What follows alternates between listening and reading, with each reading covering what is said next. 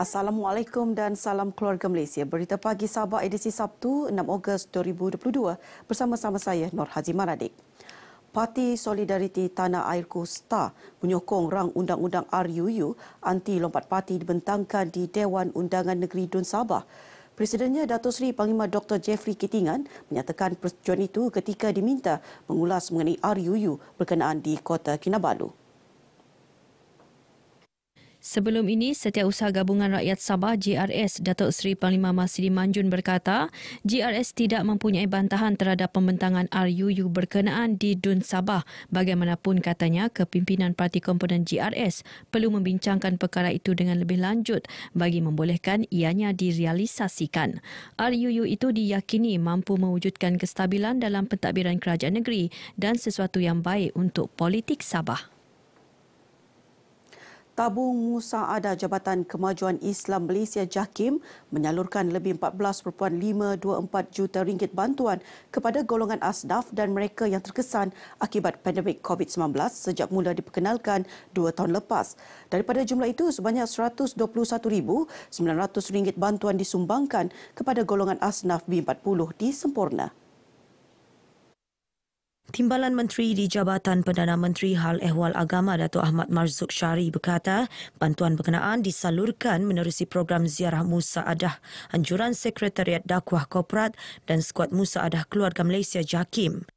Kita mengalu-alukan sesiapa sahaja, individu, badan korporat dan mana-mana GLC, GLIC yang ingin berkolaborasi dengan kita. Kerana kita bukan saja datang dengan program penyampaian bantuan berbentuk material semata-mata, bahkan kita juga ada menyediakan pengisian keagamaan bersama dengan penduduk setempat. Beliau ditemui RTM selepas merasmikan program tersebut di Pulau Bumbum, Semporna.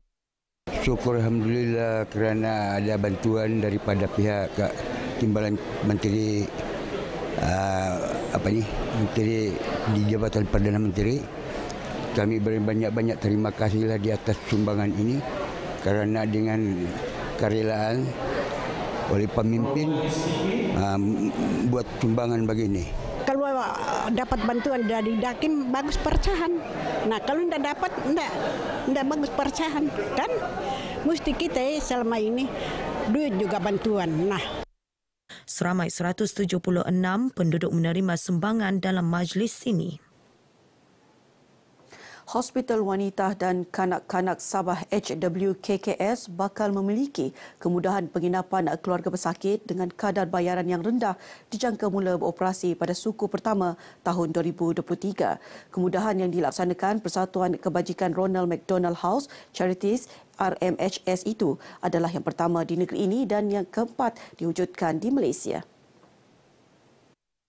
Kita telah pun mendapat satu sumbangan yang begitu besar daripada Ronald McDonald House of Charities Malaysia yang seperti yang kita dengar dalam ucapan tadi untuk menubuhkan satu balai pelawat di hospital wanita dan kanak ini untuk naik taraf kepada yang lebih selesa lah.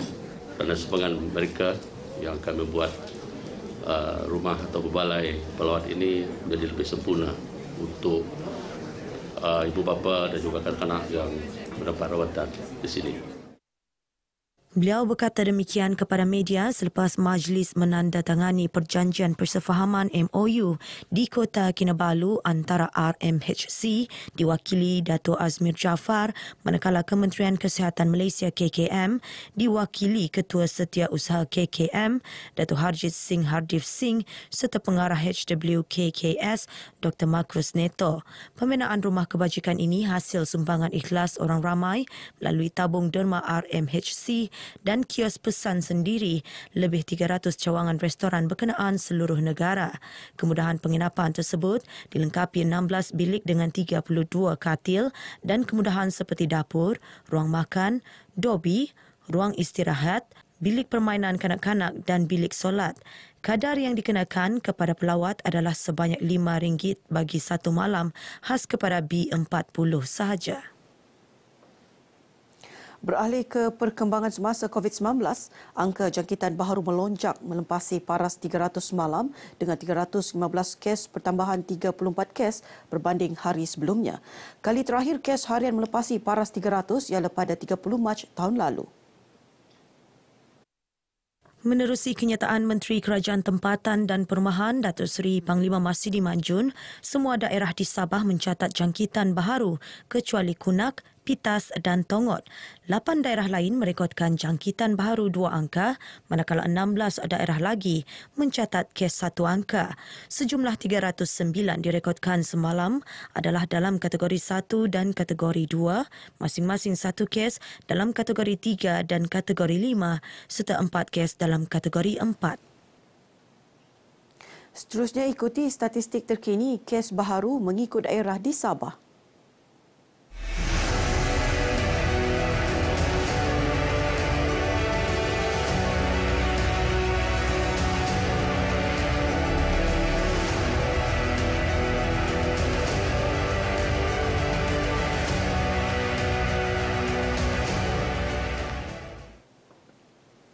Sempena sambutan Mahal Hijrah 1444 Hijrah 2022 Masihi, Sabah FM mengadakan program Anjuk At-Taqwa di Masjid Darul Ikhwan Desa Lestari, Kampung Swasta Beaufort.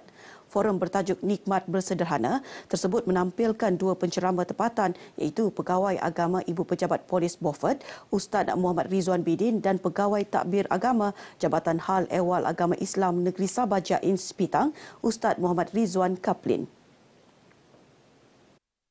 Program diselaraskan bersama dengan Pejabat Adun Lumadan dengan kehadiran wakil rakyatnya Ruslan Muharram yang juga merupakan ahli Majlis Tertinggi Pertubuhan Islam seluruh Sabah usia.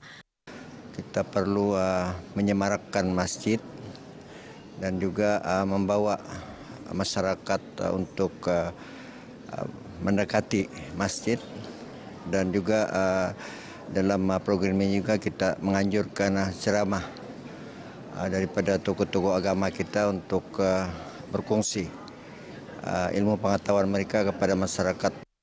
Moderator forum ialah penolong pengarah operasi Yayasan Dakwah Islamiah Malaysia Yadim Sabah, Ustaz Ramli Daud.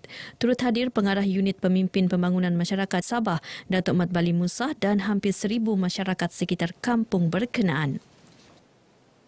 Seramai 46 ahli Persatuan Veteran Angkatan Tentera Malaysia PVATM, Cawangan Beaufort dan Sepitang menerima bantuan daripada Yayasan Nur Jauhar YNJ yang disampaikan isteri yang di-Pertuan Negeri Topuan Dr. Nurlidah Tan Sri RM Jasni yang juga penau YNJ sempena program ziarah kasih YNJ di Beaufort. Selain bantuan wang tunai, para penerima turut mendapat barangan keperluan sumbangan sebuah syarikat pembuatan makanan. Para veteran terlibat menzahirkan rasa terharu atas keprihatinan yayasan ini menghargai jasa dan pengorbanan mereka dalam mempertahan kedaulatan negara. Syukur Alhamdulillah bagi kami bekas anggota-anggota tentera yang dipanggil PBTM Cawangan Beaufort. Merasa kegembiraan lah sedikit sebab kami dapat sumbangan daripada Yayasan Nur Johar. Saya bersyukurlah, berterima kasih juga lah kan. Diorang masih prihatin pada kami yang kurang sehat ni lah. Berterima kasih je lah kepada yang memberi sumbangan. Mengucapkan ribuan terima kasih kepada Tuan Yayasan Nur Johar yang memberi sumbangan untuk meringankan beban kepada veteran-veteran yang sakit dan juga balu-balu.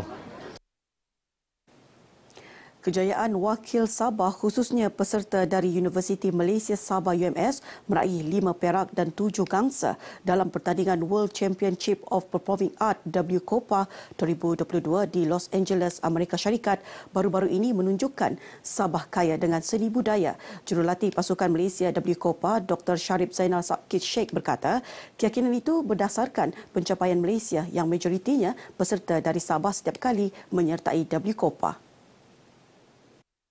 Menurut Dr. Sharif, penyertaan kali ini sangat mencabar berikutan persaingan hebat peserta dari 50 negara. Bagaimanapun, keunikan budaya Sabah ternyata membawa kejayaan dalam kategori nyanyian, tarian dan permainan alat muzik tradisional. Untuk bertanding dengan 40 ke 50 buah negara bukan satu perkara yang remeh dan senang. Ada kalanya bagus macam mana sekalipun, kalau memang dia kata keunikan itu tidak ada, judges tidak akan bagi, jangan bilang bronze. Orang kata untuk masuk ke next level pun memang tidak ada. Mereka melihat keikhlasan apabila kita berada di atas pentas, bukan dilihat sebagai apa yang kita sudah biasa buat. Dr. Sharif berkata demikian kepada RTM ketika ketibaan peserta WCOPA di lapangan terbang antarabangsa Kota Kinabalu. Para peserta dan ibu bapa yang mewakili ke WCOPA ini menzahirkan rasa syukur kepada kerajaan negeri dan UMS yang banyak membantu menjayakan penyertaan mereka ke pertandingan berkenaan. Terlebih dahulu saya ingin mengucapkan beribu ataupun berjuta terima kasih kepada Ketua Menteri Sabah yang amat berhormat Datuk Seri Panglima Haji G, dengan Timbalan Ketua Menteri Sabah yang juga Menteri Kewangan kedua Datuk Masidi Manjun, kerana telah memberikan sumbangan yang amat besar kepada WCOPA ini, terutama dari Sabah, dan membolehkan dapat bertandinglah ke Amerika Syarikat. Tanpa mereka memang susah kita mau pergi dan menunjukkan bakat. Perasaan saya memang sangat gembira kerana saya telah bekerja keras setelah mengadakan latihan dengan pihak UMS, pihak AJ Production selama beberapa minggu. Memang sangat penatlah masa itu. Perasaan excited, nervous dan sedih. Bukan sedih sebab kecewa, dia terharu sebab kita membawa negara, lebih-lebih Sabah, tanah air kita di pentas dunia. Cabaran yang pertama kami untuk pergi ke sana adalah dari segi keuangan, untuk mendapatkan sumbangan. Tapi syukur alhamdulillah kami berjaya juga untuk mengatasi pelbagai cabaran dan rintangan itu dengan dibantu oleh pihak-pihak tertentulah seperti Kerajaan Negeri Sabah, pihak Universiti Malaysia Sabah sendiri, dan ada beberapa pihak yang turut membantu dalam perjalanan kami untuk ke sana. Perkembangan dari Sabah berakhir di sini. Keluarga Malaysia kekal patuh SOP. Kita jaga kita. Saya Nur Haji Maradik. Assalamualaikum dan salam hormat.